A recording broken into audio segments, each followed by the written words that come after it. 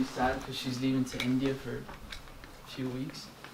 But first of all, does this belong to anyone? Because somebody left it last week. Okay, I'm gonna use it. Let me just set this up really quick. Get the stage set up. Usually I get cotton mouth when I'm up here.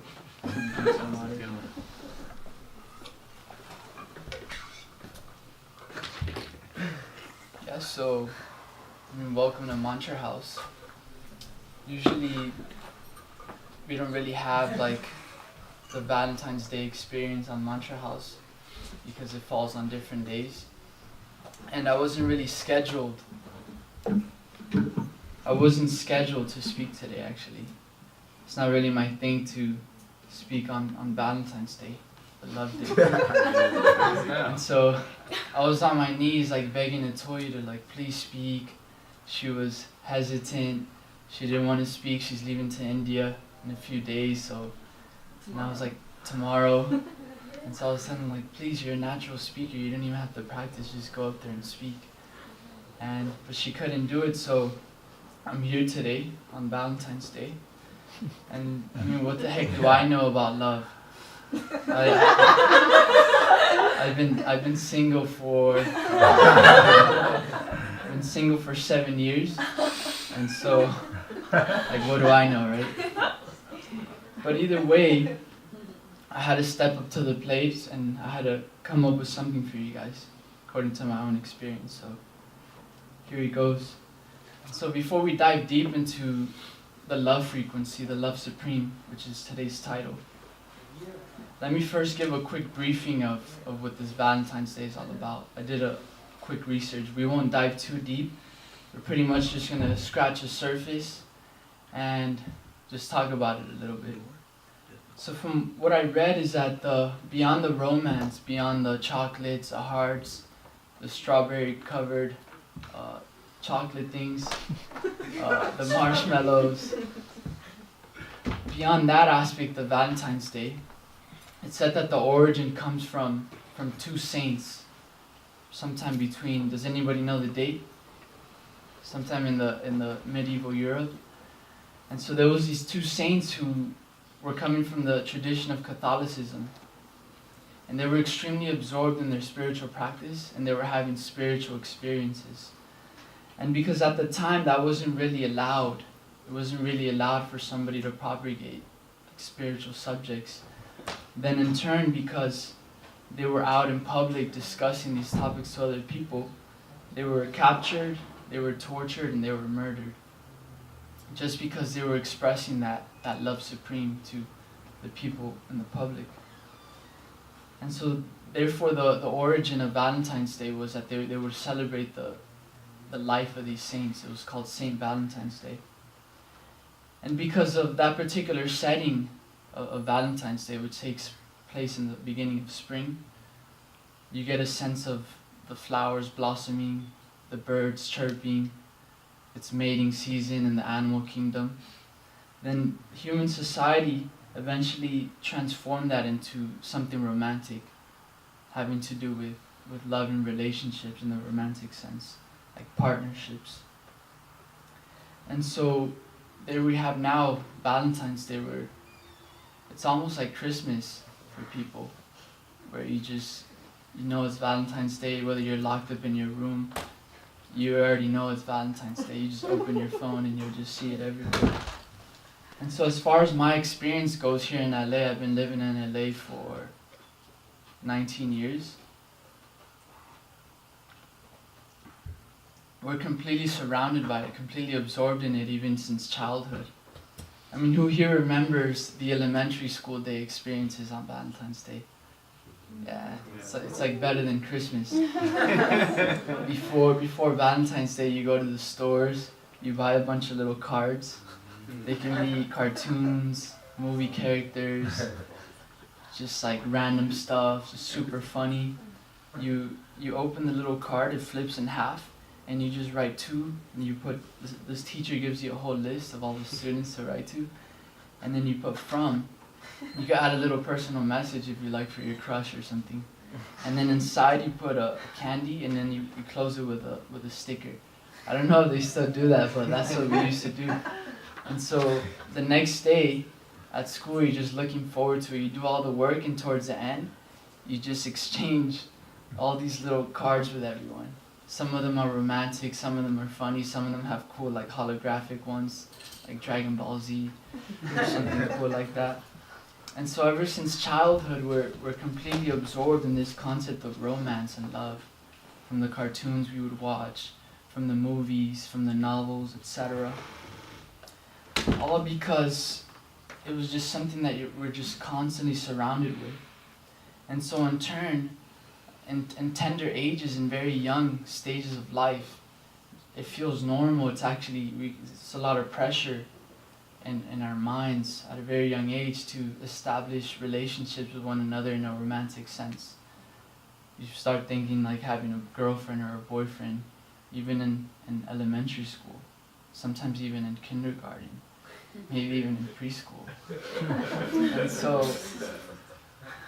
And I could attest this to myself. Without going into too much detail, my first official girlfriend was when I was 15. And so in the standard of LA, that's considered like old-fashioned. Like having a girlfriend at 15, that's like, yeah man, it's like so 2001. You gotta be like 10 years old or something. And so in turn, our consciousness becomes absorbed in this concept of love. And we use a word like anything, oh I love this, I love that, I love you. But it's a word that we use so much, but that we least understand. We actually think about it. And for the most part, when we think of love, we immediately just connect it to romance. And so if we look at the romantic aspect of love, it's actually something very painful. Because sometimes when one falls in love, they tend to love very deeply. And they just give themselves to someone.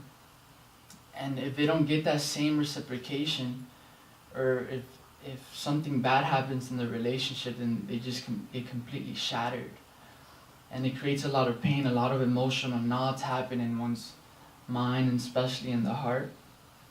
And so there's a lot of expectations that go about that create a lot of frustration in the mind. So as we begin to see the vastness of the human being, and the sense of him experiencing love, him or her, we see that we're always constantly surrounded by this concept of love, and it's very vast because it's not just about loving one another. It can be about loving an animal, or you love a certain color, you love a certain texture. It's like completely vast, so we could sit here for hours and hours on end just talking about love. And if we look at the human experience of love, it begins at childhood. For the most part, we experience loving relationships with our parents. As toddlers, we get completely bombarded with love. For the most part, you get kisses, hugs, people give you slaps in the back. I'm just kidding. They share a lot of love with you. And so as we get older, we begin to establish certain emotional relationships with other things. Sometimes they don't even have to be living. Like I used to be extremely attached to a Mickey Mouse. Like I would sleep with it at night and talk to it. and you have certain things like people like teddy bears. And you get attached to other living entities that they can't really communicate with you, but you create emotional bonds. Do you guys know? Like dogs, cats. And so one can begin to experience this sense of love like that from one living entity to another, and it creates a lot of emotional bonds.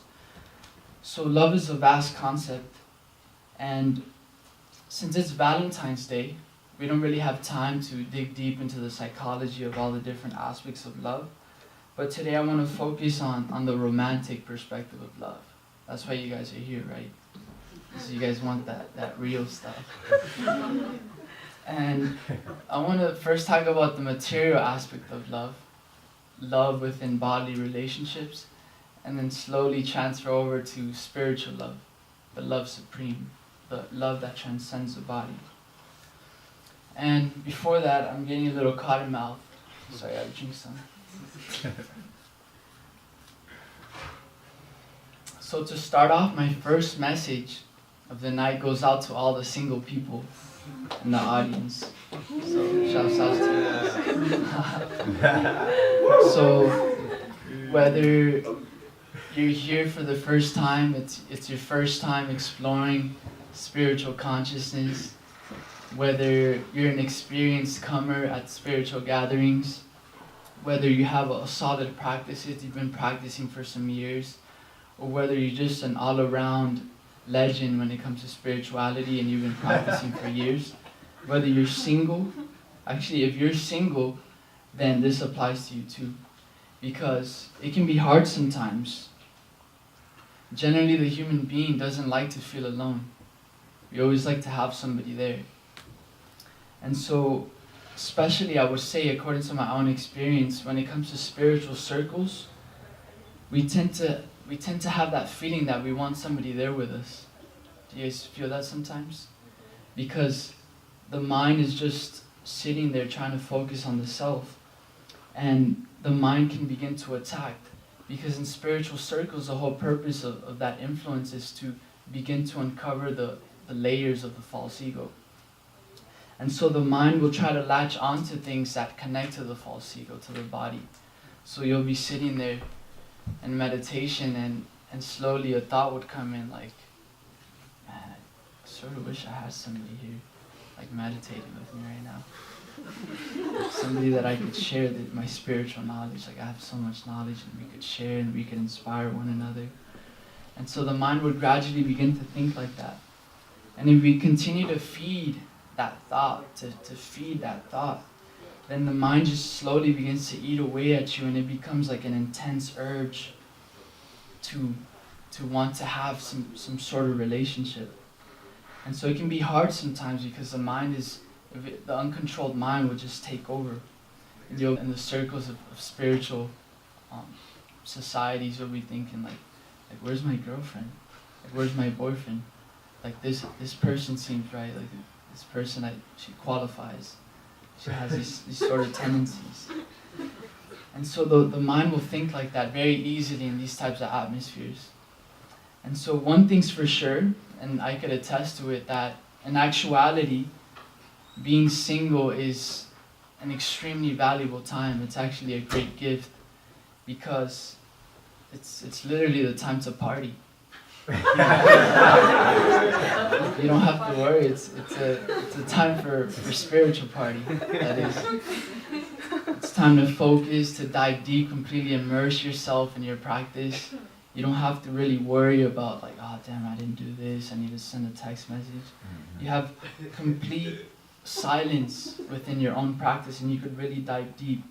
You could go into strong sadhana, the strong spiritual practice, to really know thyself, like who am I, why am I here, where am I going? And so that type of experience, being single, is a great jewel, because it won't last that long. And why do we need this experience of alone time for those that are single? I know some of you guys here in a relationship.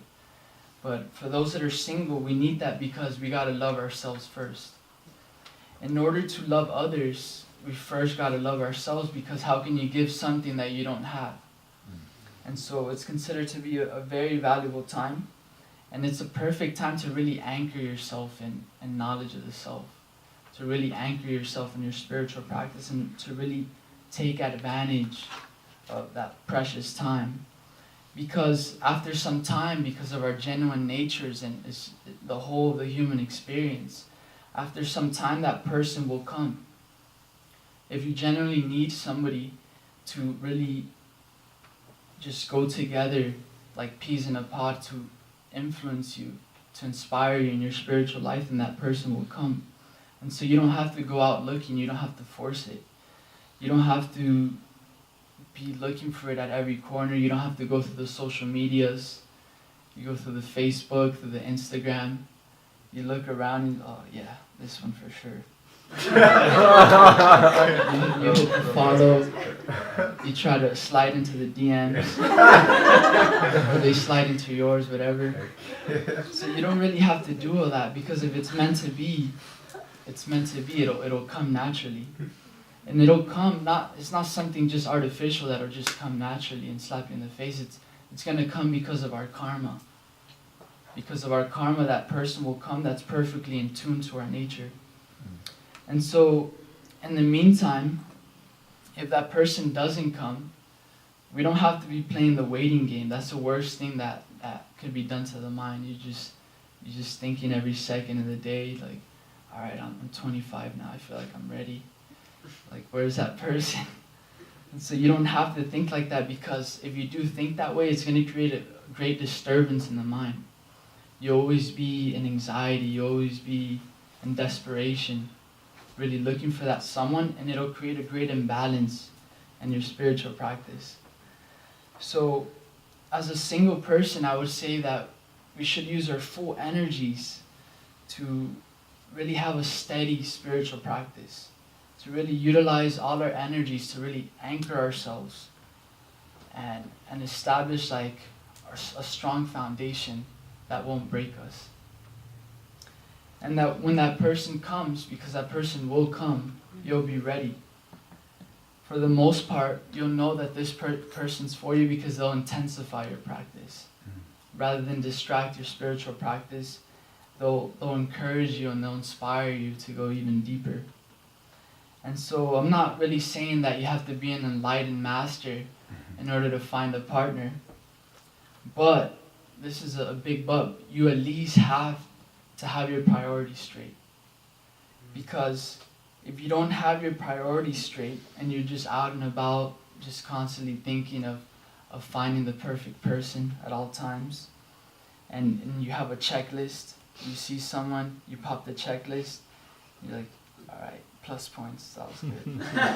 And you just keep a tally of these things like every day in and day out, then eventually you're gonna push your luck and you're gonna come across someone that's not really fit for your particular nature. And you have an unfortunate circumstance that you might find a partner, but they won't really be suitable for you.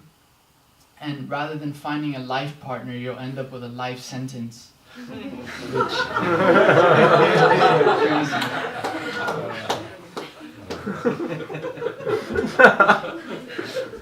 you just have a lot of problems in the future. That's pretty much it. And so, for the single people, the message is running out. But basically, anchor yourself in spiritual knowledge. Really latch onto it. It's a valuable time. And really focus on that knowledge that transcends the body. And on the other side of the coin, for all the people in a relationship, I mean, I don't know what to tell you guys. It's not my thing. From what I understand is that when you establish a spiritual relationship in regards to the same values, it becomes a great asset, because it's a spiritual partnership. It's literally a partnership made in heaven, because you're getting assisted. You yourself are assisting that person, and you yourself are getting assisted. And not only are you growing spiritually, you're also growing materially together. And in Sanskrit, it's called grihastha ashram, where you're in the world, but you're not of the world. So it can be a very beautiful thing. And so your relationship becomes specifically engineered for transcendence, which is like pretty nice. I know everybody's like excited for grihastha ashram. Let's see. And basically, whether you're single or you're in a relationship, the spiritual value will always remain the same. For example, the single person is anchoring himself, her or him, on spiritual knowledge. They're focusing a lot of their time and energy and focusing on themselves. On the person that has a relationship, they're doing the same thing, but now they have to take responsibility and also focus on the other person, because you're not alone now. You're actually there with a partnership and a union. And so it takes a lot of responsibility. And so with that being said, let's transfer over to the source of love. Like, where does this love propensity come from? And as stated before, if we look at the human experience, we're constantly surrounded by love. For the most part, I know sometimes there's circumstances where even a child doesn't get love, But for the most part, we get love from our parents from the very beginning stages. We begin to grow emotional attachments as our consciousness begins to experience a lot more things, like attachments to teddy bears, to animals, to dogs, to cats, sometimes to your imaginary friend. And so these things are evident. And as we get older, we begin to have loving relationships through friendship or guidance. And further along, we begin to experience loving relationships which hit the core of our hearts through romance. And so, with that being said, the human being has that opportunity to begin to ask, like, where does this love energy come from? Like, where is this propensity to love coming from? Because those experiences from parenthood, through childhood emotional bonds, through friendship, through guidance, and through romance, these experiences, whether we like it or not, are bound by the temporary body. And so these experiences are temporary. They're based on the body. So being that these experiences are temporary, it can be very baffling and confusing for us, especially when somebody that we love so deeply breaks our hearts and really shatters it to pieces, and we become confused, like, just dedicated so much love energy to you and you just completely shattered me. Or in other cases, you lose a loved one through death, and you love that person so much and now they're gone. So it creates a very confusing and baffling state of mind when it comes to love. And actually that confusion is a good thing, because it makes us begin to ask questions. It makes us feel uncomfortable in a certain situation, and that allows us to grow as people. And we begin to ask questions like, where does this love propensity come from? Why should I even love in the first place? It's like inevitable to love, so where does this propensity come from? Where can I find that love that doesn't die with the body?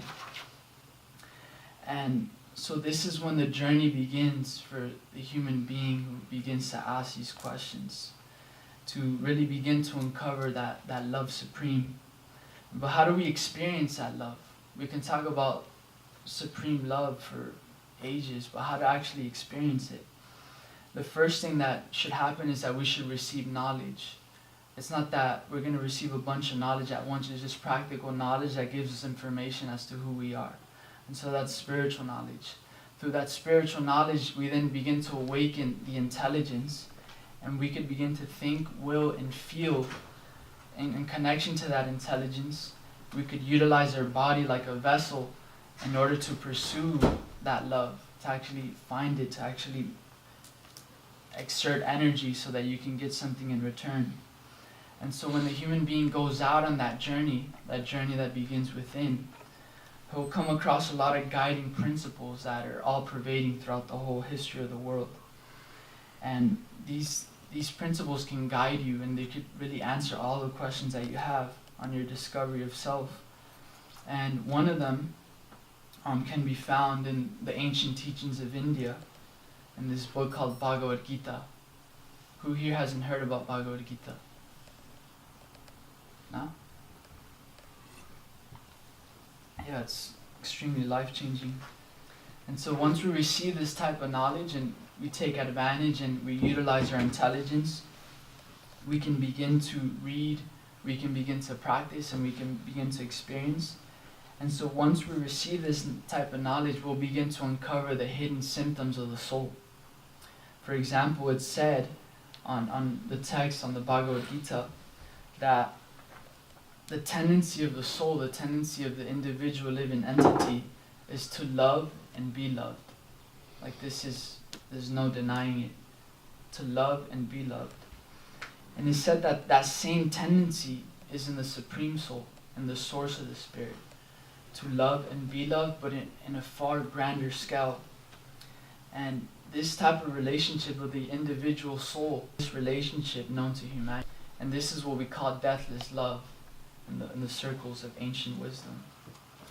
And it is said that every other kind of love that we experience in this world, from parental love, from love of friendship, from love of servitude, and romantic love, it is said that all these love experiences that we experience in this world are simply a reflection of that original exchange between the individual soul and the Supreme Soul.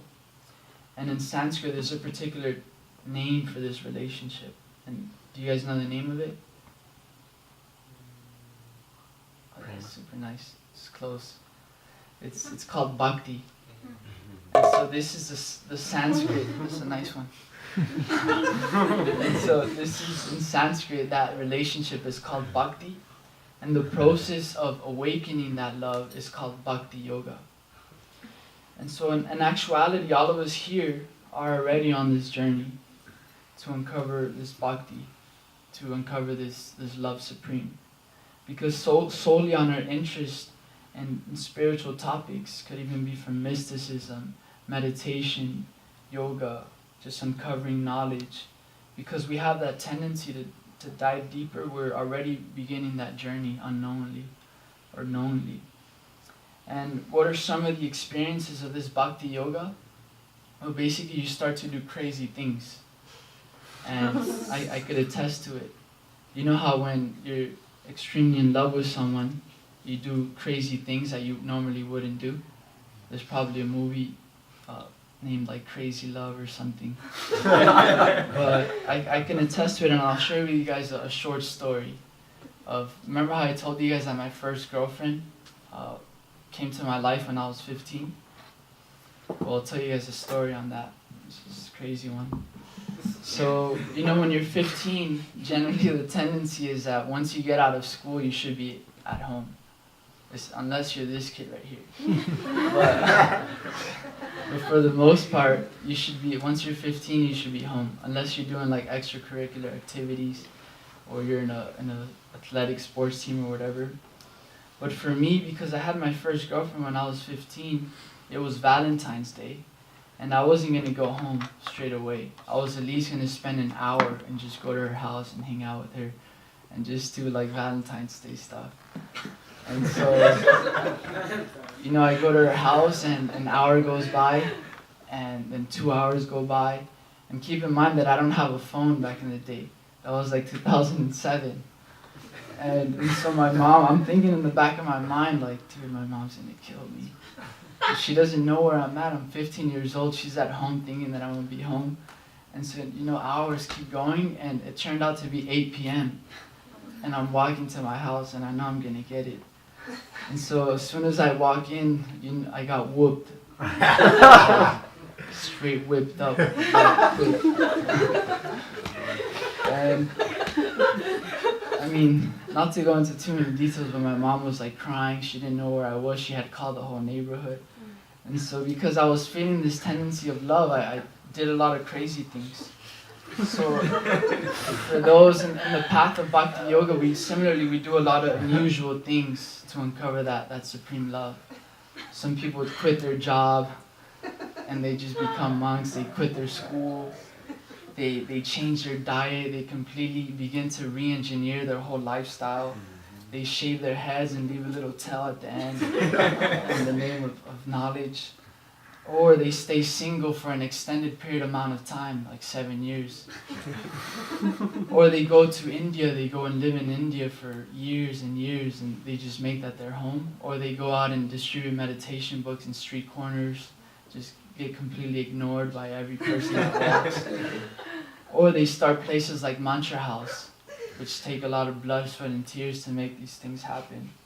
And so all because these Bhakti yogis, they experience a higher taste, they experience a higher love, a higher experience, and they get a taste of that love supreme.